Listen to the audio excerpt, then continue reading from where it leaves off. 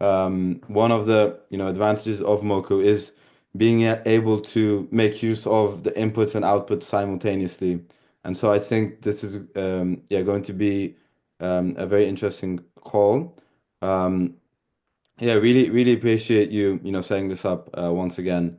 But to give you, I guess, like a general consensus of our company, um, we were founded by an Australian physicist, Daniel Shattuck, Mhm.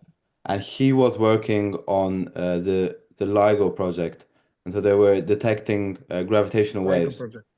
Yeah, Gravitational waves, I see.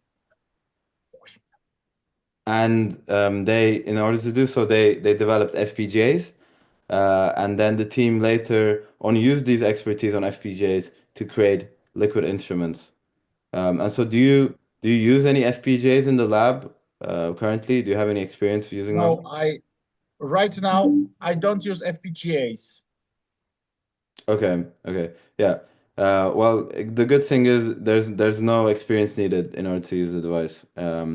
It's But let's say right now you are in Microelectronics Institute of Microelectronics and Computer Technologies. So in a sense, those guys have not particularly this audience, but this institute has some experience in FPGA, but let's say from a little bit different aspect. But we do have some experience, not yeah. particularly my person. Yeah. Okay, got it. Yeah, no, that's good to know for something that we can discuss towards the end of the presentation. But to keep going here, we're a company of about 80 people now, and we've grown quite rapidly since we were released our first project in 2014. So that's after the LIGO won the Nobel Prize, and our main research and development office is actually in Canberra, Australia, but we're running most of our operations through San Diego, California office. Um, in terms of like our split, we're I would say 70% academia and 30% industry. So we have obviously very popular within research institutions, but growing within industry as well as we get faster. And so really the general motivation and purpose of Moku is to consolidate what would be traditional, standalone equipment onto one platform. So instead of having, a separate oscilloscope, a separate signal generator, a separate data logger, what we've been able to do is leverage the flexibility of the FPGA in order to consolidate these functionalities onto one platform. Does this make sense so far? Feel free to stop me at any point if you have any questions. No, no, everything makes sense. Please continue. Mhm. Fantastic. Yeah, so we do have three devices, and they're all actually identical in terms of their functionalities. What's varying here is their performance. And so we started in 2014 with the Moku Lab, and once we saw good success with this device, we took the company in two separate directions. Um, One of these directions being a very cost-effective and compact Moku Go, which is going to be have the I would say the least performance out of the three, but very compact, very cost-effective, and has been used quite commonly for research and also education purposes for students. Um, on the other side of things, our Moku Pro device is our flagship module with the largest FPGA, and it's going to be the best performing out of the three. Compared to the Moku Lab and Go, it has four inputs and four outputs, um, rather than the two and two on the Lab and the Go. I think since number of channels is it sounds like it's important for you, and we need, at least eight. I think the Moku Pro is probably going to be the most relevant. So I can give some information on the Moku Pro, but if we need to discuss about the Moku Lab and the Moku Go as well, get some more details on that, we can also do that. But in terms of hardware, On the Moku Pro, we have four analog inputs and four analog outputs. And so, it's voltage in and voltage out. Run your BNC cable in. Our ADCs are now converting the analog signal into the digital domain, essentially into bits. And now we can do all of the processing on the FPGA digitally.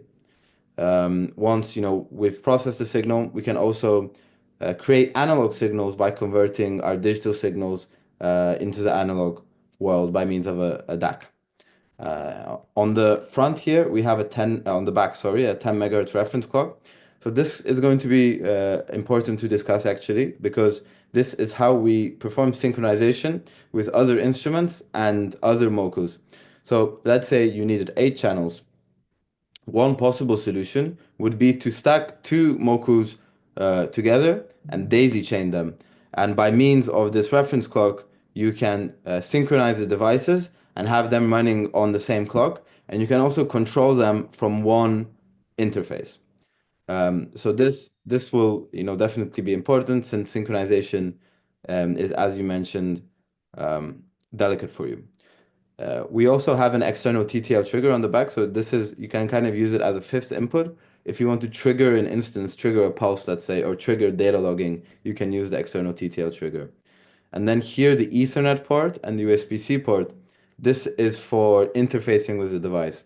So this is if you want to use, your laptop or your iPad to connect to our devices, you use the Ethernet or USB-C ports. We then have 240 gigabytes of onboard SSD storage, so you don't have to worry about storage on your laptop. You can store everything straight onto the Moku. And then in terms of our analog inputs, we're blending a 10-bit and an 18-bit ADC. The reason that we're doing this is so that we can get really good noise performance across the 600 megahertz spectrum. So we can input any signal from DC to 600 megahertz, and we're sampling this at 5 gigasamples per second. That is if we're using one channel. If we're using all four, it goes down to 1.25 gigasamples per second. And then our input range is plus or minus 20 volts. Output is going to be very similar. I would say the biggest difference here is going to be the plus or minus 5 volts in terms of voltage. So yeah, wanted to pause here, see if this does this make sense in terms of hardware. Any questions here? Yeah, I guess first question, what's the price of this unit, Yeah, of this so Moku Pro? yeah, we can definitely discuss pricing. There's a slide that like explains the structure and how it works at the end of the presentation, so we can get into All that. right. But we're completely transparent with it. How about integration of two Moku Pro? So it's possible to integrate two of units as presented by you. Yeah, so um, the Moku Pros get synced with each other on their internal clocks by means of this reference clock on the back. And so let's say we have two Moku Pros, we just connect by BNCs, the reference clock here on the back. And now we have essentially 8 inputs and 8 outputs. So we could be running, 8 waveform generators or arbitrary waveform generators, and also 8, I guess, yeah, and having also 8 inputs to use and send to oscilloscopes. Um, in terms of bandwidths for the function generators that you have, what is the typical frequency range there that you're sending? Is it in the megahertz? Usually it's quite low. It was quite low, but let's say it was in the range of 30, 20 kilohertz from 20 kilohertz. 600. Okay. But let's say, but we have another some ideas for another update of our system, so we can go to megahertz regime as well. But it was Okay. rather on later list of, yeah, Yeah. things. And what is the pulse width that you're sending here? Like, is it in nanosecond? Is it in millisecond? Uh, Pulse width, I would say so far. What's the pulse width we have? Do you have any clue? Yeah, but I mean the duration of this, for example, the rectangular Yeah. pose, how Yeah. long it is. It's I think it's in the range of a couple of milliseconds. So it's not so let's say not so quick, but let's say we want to go to higher frequencies in that way. Yeah. Got it. Got it. Yeah. No, but that's useful to know because the Moku Pro can generate pulses down to 4 nanoseconds. And so the Moku Pro really is, a very like fast and high performer here. But maybe, it might be a little bit overshoot. So it's also valuable, I think, to talk a little bit about the Moku Go. Um, because the Moku Go, it does only have two inputs and two outputs, but I think in terms of specifications, it could be sufficient. So it goes from DC to 30 megahertz, and it's using a 12-bit ADC, and we're sampling that at 125 megasamples per second. The hardware on the Moku Go is a little bit different um, because we have a 4-channel programmable power supply and also a 16-channel digital input output located on the Moku Go as well. So a little bit different in terms of um, hardware availability in that aspect. So the Mokugo is really sort of a Swiss Army knife and can be a very flexible instrument. In terms of connectivity, it's important to mention that we can connect, with Ethernet and USB-C, but we can also connect through Wi-Fi if you prefer. So you can establish a wireless connection. And then our UI is running on iOS, macOS, and Windows. But if you want to use an API or you want to use scripting, we also have full library support for Python, MATLAB, and NavView as well.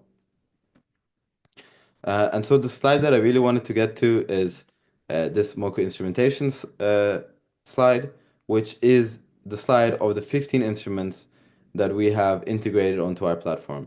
So all three of our devices have these functionalities, but obviously at varying performances. Here, what you're seeing on the screen, these specifications are for the Moku Pro, but I can also send information on what the specs would be on the Moku Go as well. And so in 2014, we started only with oscilloscope, waveform generator, and spectrum analyzer. And today we've grown to have the full suite of 15 instruments that we currently have. So one advantage of having a software-defined instrument is that we can constantly update it and our device can constantly get better. So I can give you a quick overview of these instruments here. Our lock-in amplifier is, you can use it for demodulating a signal or recovering a signal that's buried in noise. It's probably one of our more popular instruments. We then have an oscilloscope for looking at your signal in the time domain and logging that data. A waveform generator and arbitrary waveform generator. So if you want to send out pulses, if you want to modulate the signal, if you'd like to create noise, you can use our generators. For the arbitrary waveform generator, there's two ways that you can implement your custom waveform.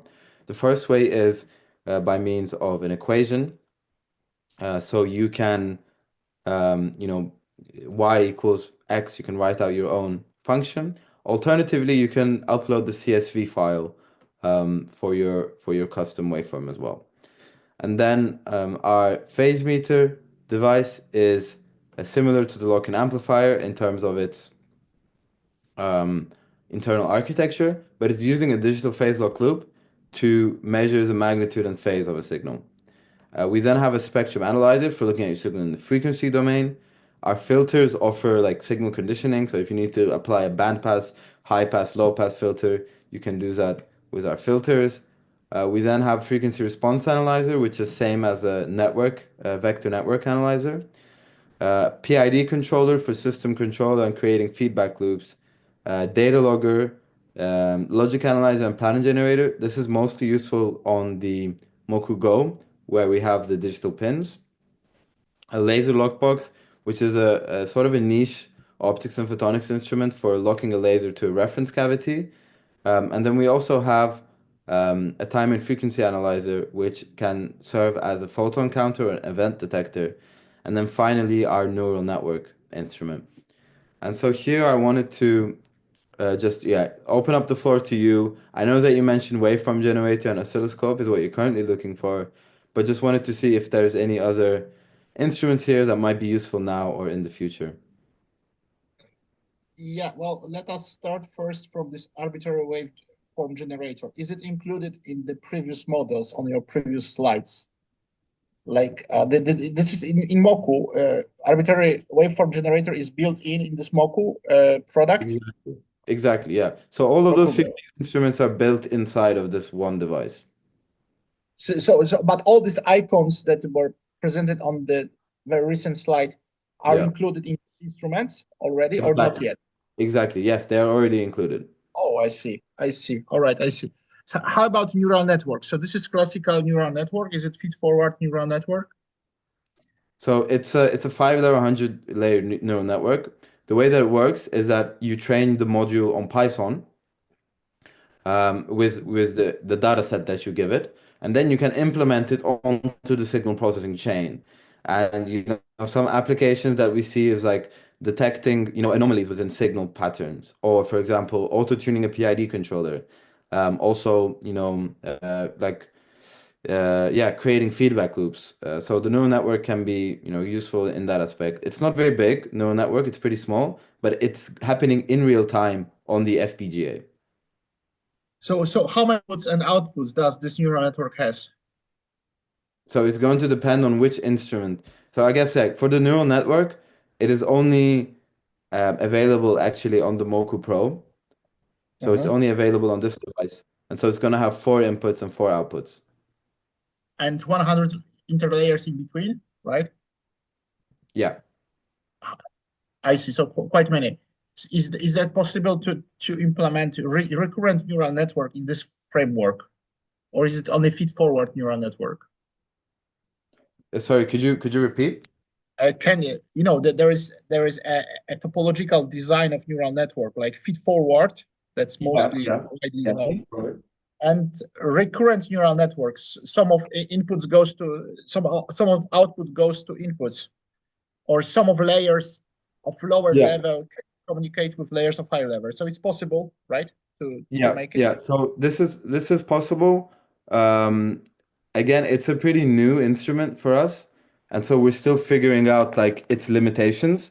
But the way that you would do this is by utilizing a feature called multi-instrument mode, and I will also give you a demonstration on what that looks like as well. I see. All right, sounds good. So how quickly is this neural network operating? What's the highest frequency it operates? So is it the same frequency of the Moku device that you have presented, right? Or So the sampling rate of the neural network is 305 kilohertz. I see. All right. I see. I see. But Okay. Okay. the signal that you can input can be a 500 megahertz signal, but I it's going see. to get sampled at 305 kilohertz. Mhm. Okay. So what was the highest? So okay, sampling is 300 kilohertz, and what was the frequency that you have mentioned just before? DC to 600 megahertz. 600 megahertz. All right. I sound okay. Sounds good. All right. Yeah. Okay.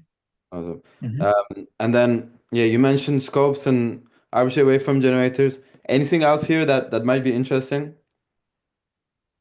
Well, yeah. I would say for for particular purpose of emulators of various topologies, I would say the Moku yeah, this sounds quite good because the what does it can mean is that neural network in principle can is kind of equivalent to classical Turing machine. So it does mean that Mm-hmm.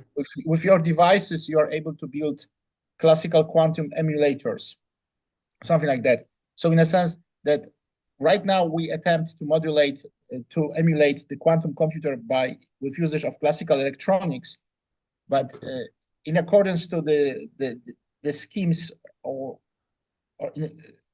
provided by you, it seems that we can even widen the possibilities of our design into having the emulators of classical quantum computers in that framework. So Yeah, this feature of neural networks is quite yeah, promising in that sense. Of course, I cannot let's say that that's a one feature. And second feature is that you have mentioned that there could be connection by Wi-Fi.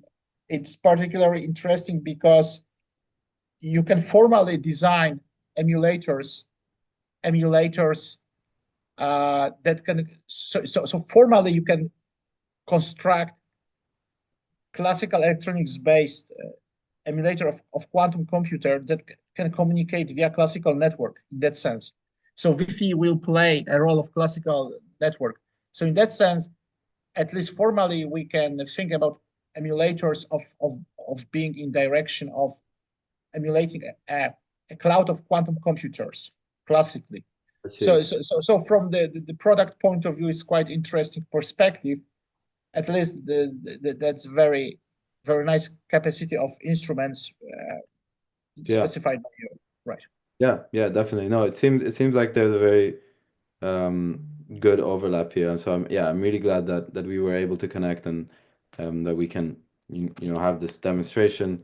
I think moving forward here, it would be useful to have a look at our some of our instruments and like what the UI looks like.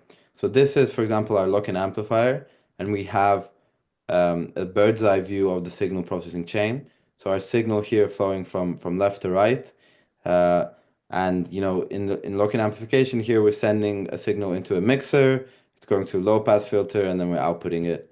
Um, but what really is quite cool here is that we were able to implement instruments on top of each other.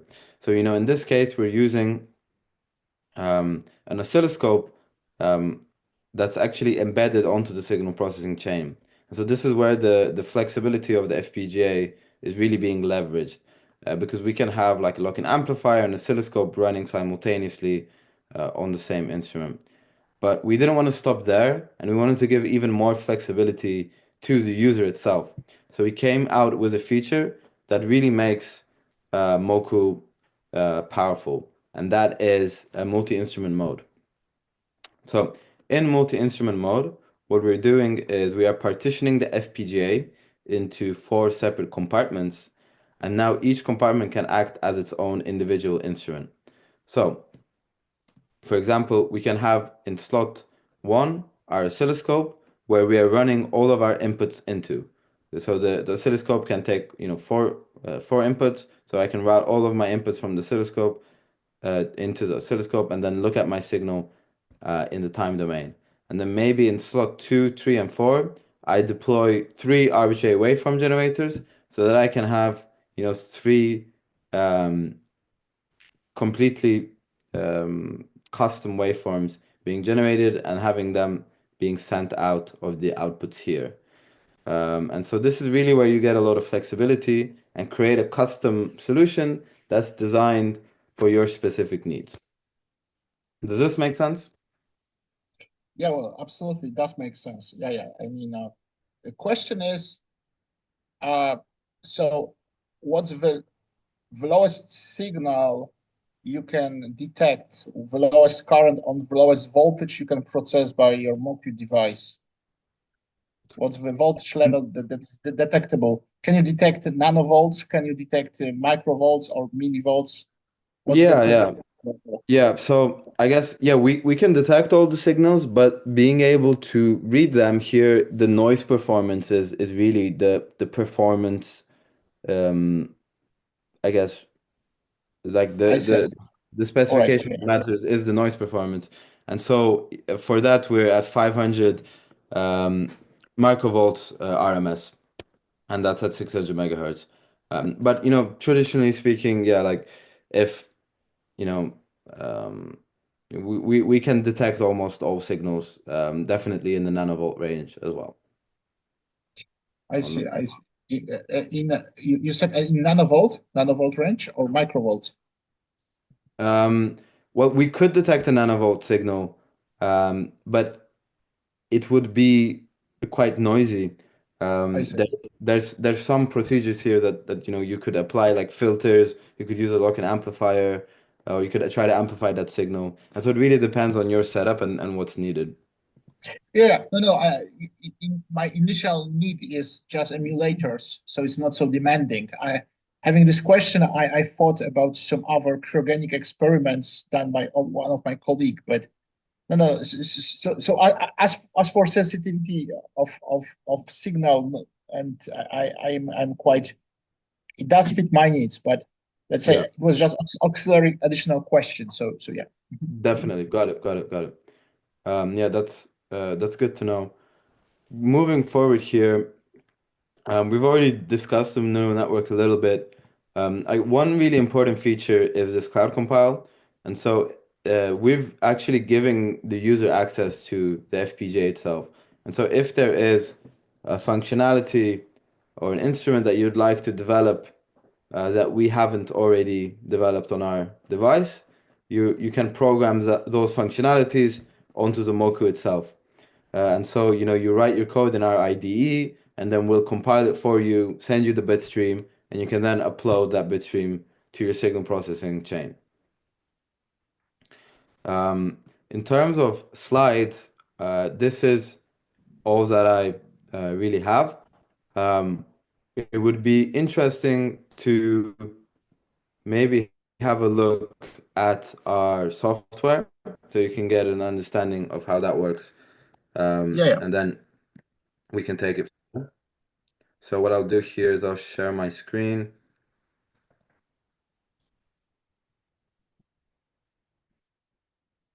And so this is what our software looks like. And so if you have, I'm currently at home, I'm not at the office, and so no Mokus are appearing. But if you have a Moku and connected through Wi-Fi, it'll appear here. And then for now, we'll go into demo mode, which is a demonstration with fabricated signals. And so here we can take a look at all of the instruments that are available. And so let's say I want to use the oscilloscope. I'll just simply click on the oscilloscope, and then the FPGA will reconfigure itself into a 4-channel 600 megahertz scope. And so here it's you have everything that you would see on a traditional scope, your different channels and their corresponding inputs. I can deselect my channels by toggling them here on the right. If I want to perform some math algorithms like summation or multiplying two signals together, I can do that. If I want to perform a quick FFT, I can do that here as well. So everything that you would see on a traditional oscilloscope. Um, Here, what I really want to highlight is how you can create your own setups using multi-instrument mode. And so this is what multi-instrument mode looks like. And so, for example, in your case, I know that you wanted to use oscilloscope for looking at your signals. So what I would do is I would route the inputs of those, varying signals into the oscilloscope, just like that. And so now I'm looking at my 4 separate signals in the oscilloscope, and then I can use an arbitrary waveform generator simultaneously and output those signals just like that. And so if I hit apply changes, the FPGA then reconfigures itself.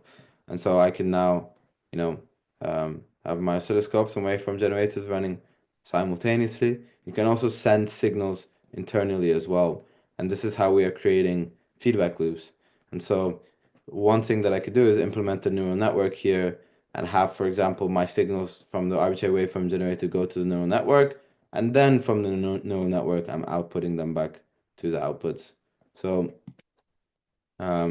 yeah, I think this is a good demonstration and gives a good understanding of our capabilities.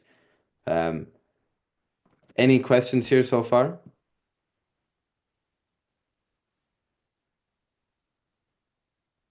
I can't hear you. Does your Moku device has simulation in LT-Spice environment, or you provide your? So let's say you have a simulator of this device that you do. So let's say if I have some signals, I can okay. LT-Spice gives me good capacity for simulations. So, does you have a simulator of your device from software point of view, or is there any standard software that can simulate your system? Yeah, so I guess it's gonna depend on the simulation that you want to run. First of all, it's good to mention that this demo mode is completely free, and it's available on our website. So you can download this and start fiddling around with the signals and have a look. These are now dummy signals. They're simulated signals. They're not real signals. But if I had an actual Moku and I connected to multi-instrument mode, I could create a loop within the FPGA and not really send anything out. And I guess that can constitute as a sort of simulation. So if I just wanted to, create arbitrary waveforms and send them to a neural network, and I wanted to do that on my Moku, yes, yes, like you can create these sort of simulations. And this is how you would do it by using the software. Does that make sense? Yeah, it does make sense. But how about LTP Spice? Do you have any module that represents your hardware in Spice products, or no? Not no. It's a different company, so you don't No, have it. I see. no. No, no, because so far we have we have run the simulations with LT Spice with LT Spice in regard to the circuits under our design. Hmm. But does the software provided by your company has similar capabilities to LT Spice? Do you have also possibility of adding some extra electronic elements, or not What yet? sort of electronic elements would you Like be? like let's passive and active electronic elements. Like let's say I want to make additional circuit connected to the system, like analog electronic circuit. Can Okay. I represent capacitors, inductances, resistances, nonlinear diodes, and so on? Can So, you so yes, can you represent them on our software? yeah, No. i- I see. So So for our it's software, our interface is for controlling Moku. And then everything you do is within Moku and related to Moku. Like I couldn't, you know, yeah. If does that answer your question? yeah, that's answer. Sure, it's just a kind of system simulation of your devices. That's how Mhm. I see. Right. Yeah. So no, it's a little bit different philosophy of the software than. So yeah, there are two different categories of software we are talking about. So this is Yeah. one category of software that used by you, right? Yeah. Hmm. Hmm. Um, but yeah, I mean, I think really like the neural network here can be interesting, but specifically for like solving your need for creating arbitrary waveforms and sending these waveforms out, and then also reading them on oscilloscope, I think can be really interesting to explore how it would be possible on the Moku. I guess yeah, like the last thing that we can go over is pricing Right. and the pricing structure. And so I guess like, do you currently have any budget available to purchase instrumentation? I know that you mentioned um, it's a little bit tight, which is yeah, completely understandable. Yeah. Unfortunately, I do expect rather tight limitations, but let's say starting from the lowest educational point of view, what's the lowest floor of costs I can what's the cheapest devices that could be provided by you somehow a little bit on educational level price. Yeah, yeah, definitely. Let me show you exactly how it works here. Um, so for the Moco Pro, it's going to be starting at 15,000 Hmm. US dollars, and it goes to 25,000 US dollars. And the way Hmm. that the pricing structure works is that you get the arbitrary waveform generator, data logger, oscilloscope, spectrum analyzer, and waveform generator, or in the build your own bundle. And then Right. let's say you want to add the neural network, it's going to be extra 1,500. But I think like for your primary needs, really 15,000 would be the max amount. And then um, we also have the option to invest into the full suite bundle, which gives us all of our um, instruments that we have and also everything that we release in the future. Now, the pricing structure works same for the other two devices as well. Um, the Moku Lab is starting at 5,000 and it goes to 9,990.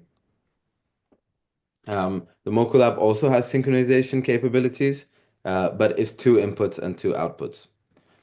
Mhm. And then for the Moku Go, it is starting at 599, and then the full suite goes up to 2,000. So for 599, you really can get a two-channel AWG input and a two-channel um, oscilloscope as well, which could be, very valuable. And then one thing that's important to mention is that the neural network is not available on the Moku Go. It's only available on the Moku Pro, and that's because we need the resources on the FPGA in order to do so. So, in terms of pricing, is that I guess like which instrument would be, potentially most interesting for you? The most realistic would be Moku Go, I would say. This $800, let's say 800. Okay, so no, this is actually M2, this M0 has, so M0, how many, could you specify the difference between M0 and M2 more? Yeah, definitely. So yeah, I should have illustrated that as well. The difference between M0 and M2 is the power supply. So it's the four-channel power supply that we have. That's an additional option on the Moku Go if you'd like to have it. And so here, if you have a look, so this is for like sending out DC current. If you want to use the Mokugo as a as a power supply, you can do that as well. Um, but I don't think like as we've discussed that this is something of immediate need for you. So I think M0 would suffice. So for $600, is it doable? So how many? So you have two inputs and two outputs, right? For That's right. 600 Yeah, US dollars. If yeah, I buy and so this is the full suit means what's so $600 provides me the programmable signal generator, right? yeah. And And the and so silicone. two inputs and two outputs for $600, right? Yeah. How does it scale if I have Yes. multiplicity of M0 Mokugo Yeah, so two free? this is something on the Mokugo that we don't have available. So the Mokugo, unlike the Lab and the Pro, it doesn't have a 10 megahertz synchronization clock on the back. And so the only way to really sync a Mokugo would be to burn one of the inputs and use that for another Mokugo. So the Mokugo isn't very scalable in terms of channel count if you want synchronization. If you want them running their own arbitrary functions and instrumentation, you can do that. But if you want it all synced together, as I said, yeah, the only solution would be burning one input and output. But they have Wi-Fi control, so can they communicate? They can. Is there a chance? So there's no chance they can synchronize the signal generators. Um, t- per, there's no yeah like there's no easy way of doing it with like if it was a Moku Pro, the answer is yes. It's very easy. Because we have a megahertz clock. On the Moku Go, we don't have this synchronization clock, and so um, to sync them all on the same clock would be it would be difficult, probably not possible. I see. I see. I see. All right. So because to be very honest with you, I just want to say that Moku Go seems to be most realistic from price point of view. So let's say $600 is maybe doable, but if you go to, can you switch to previous slide? Uh, Moku Lab is so this is $5,000, right? Yeah, and That's this one you can synchronize. yeah. Right. And the before was 1,500, right? No, it was 15,000. 15,000. 15,000 I see. for 4 channels. I see. I see. Well, well, I guess I have basic informations that I need. Guys, do you have any questions in regards to the presentation? All right. So I mean, I can show you one of the publication which specifies a need for usage of signal processing in real time. Let's say I can just yeah. So this is maybe. Can I share the screen? Yeah. Right. Yeah. So we have a couple more publications to. So this is MDP condensed matter physics. So it was entitled Towards the Construction of Analog Solver for the Schrödinger and Ginzburg-Landau Equations Based on a Transmission Line. I mean, this is essentially Cron's model. There was a model where long transmission line with this non-uniform is able to reproduce Schrödinger equation. That's essence of this paper. So we are building simple circuits with that. There's inductances and capacitances that you can control. And we have some simulations done in T-Spice environment. And we also done some experiments, let's say. So we have some experimental waveform. So this is experiments that reproduce to some extent the simulation results. So essentially, so we have different simulations of signals and some measurements. So